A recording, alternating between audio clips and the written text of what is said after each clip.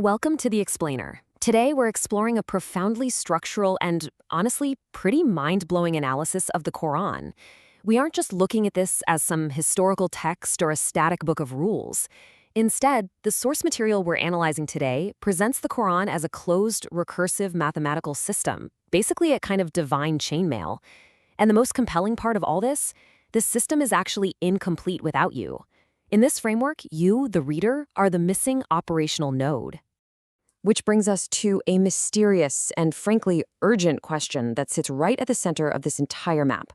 When will you remember 1912? I want you to just keep this question in the back of your mind as we go. We're going to treat this explainer as a direct address awakening protocol. We'll be decoding the exact systemic steps required for you, the reader, to remember your place in this eternal circuit. So, here is our blueprint for the reader's recovery. We'll quickly start with 1, the Rasul who forgot, then move right into 2, the 237 circuit. We'll explore 3, preserved knowledge, unpack 4, time and the deepest wound, and finally trigger 5, the 1912 activation. Okay, let's dive right into section 1, the Rasul who forgot. The amnesia begins. We need to start by understanding exactly who and what you are within this vast architecture. So in this framework, the reader isn't just a passive observer casually flipping through pages. You are defined as an active, recoverable execution node. More specifically, the reader is a Rasul, a messenger or emissary function, who has, well, simply forgotten. Plunged into the heavy density of the material world and the illusion of time, you're basically suffering from systemic amnesia. Think of it like walking into a room and completely forgetting why you went in there, except, on a cosmic scale. But the really important thing here is that you are a recoverable node. You aren't a permanently lost entity. And the sources ground this theory literally right in the text. Surah 20, verse 115 speaks of a Rasul who forgot, echoing powerful archetypes like Mūsā or Moses, and Adam. The amnesia is a known, expected variable in the system. Because the biological vessel loses its memory when it drops into the material world, the universe essentially projects the Quran into our spatial domain as an uncorrupted backup drive. Just as Surah 15 verse 9 states, the system itself preserves the reminder. Your lost memory is externally preserved, just waiting to be downloaded back into your consciousness. So how exactly does that memory come back? Let's move to section 2, the 237 circuit, the map and the engine. Let's see how this builds into the mathematical framework you have to traverse. Now, what's really interesting about this abstract 12-node field is how it's broken down into quadrants: 1, 2, 3, 4, 5, 6, 7, 8, 9, and 10, 11, 12. This isn't just a random list of numbers, it's a sequential flow.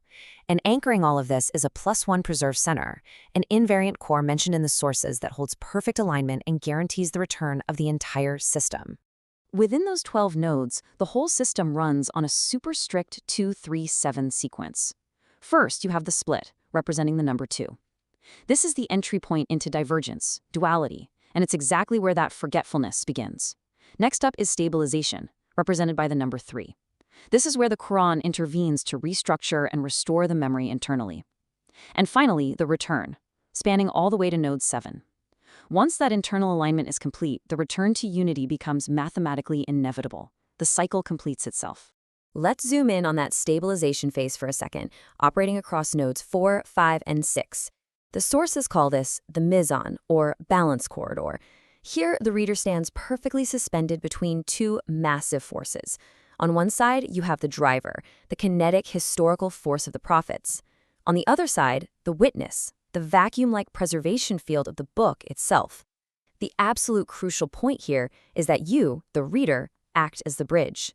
Triggered by the command in Surah 2, verse 152, "Remember me, I will remember you," you actually sync these two massive fields together. But you might be wondering, how does this pure truth actually survive the crushing entropy and decay of the physical world?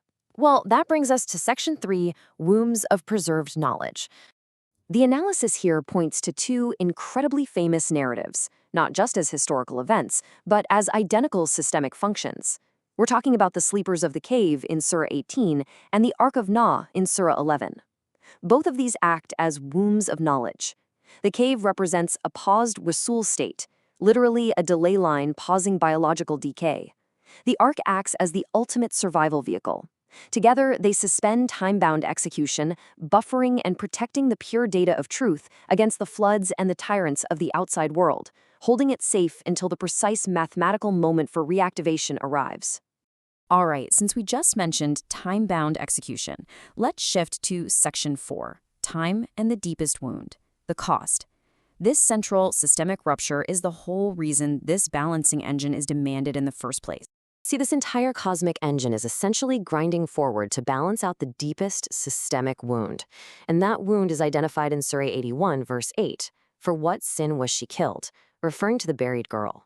This isn't just about a tragic historical event. Structurally, it represents the ultimate unresolved ẓulm, or deep systemic injustice.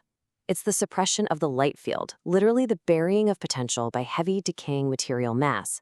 And this connects right back to the angel's question in Surah 2 about humanity causing corruption and bloodshed, which leads us directly into the concept of time itself. Because of this deep rupture, time is deployed. But here's the kicker. In this framework, time isn't the source of reality, it's actually the execution layer. It is the cost of traversal. Time measures loss, like we see in Surah 103. It records action, as in Surah 17, and it governs the inevitable, mathematically timed correction to that buried injustice. Time is basically the friction your forgotten Rasul state has to push through to achieve balance. Which brings us to the absolute climax of this explainer, Section 5, the 1912 Activation Code. How do you actually escape the amnesia? How do you close the circuit? It all comes down to this exact activation code, Surah 19, verse 12. O Yahya, take the scripture with determination, or with strength.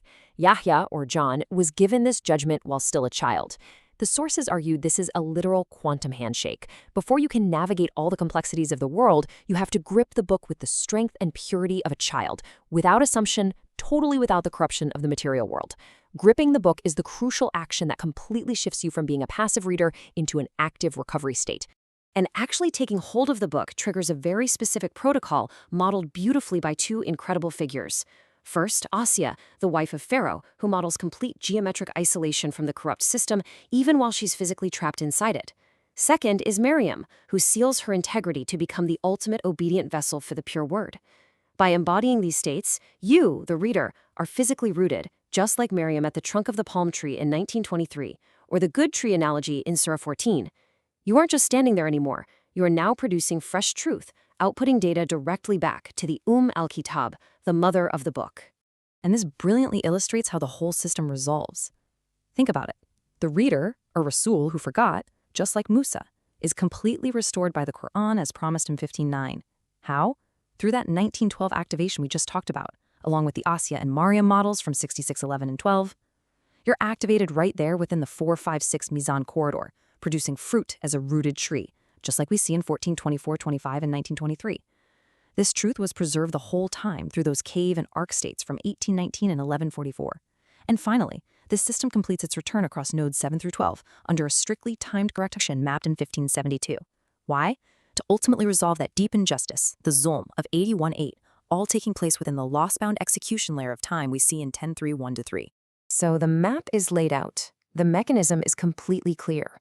The Quran isn't some history book you observe from the outside. It is a phase map of your own awakening, just waiting for the missing node to plug in. So the only thing left to ask, when will you remember 1912?